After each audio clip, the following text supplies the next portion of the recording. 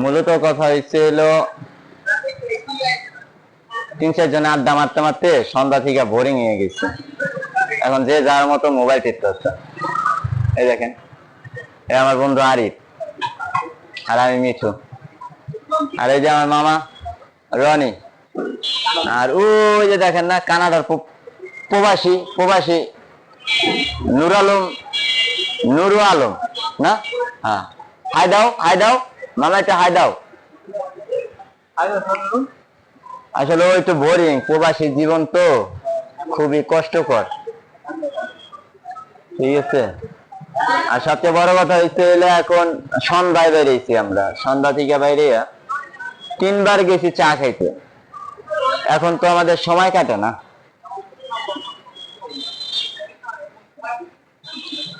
মামা আপনি একটা গান গাইবেন?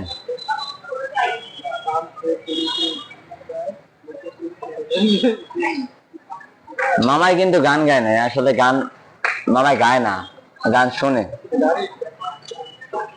আরিফ মামাই তো ফুললি গান শোনার ভিতরে থাকে।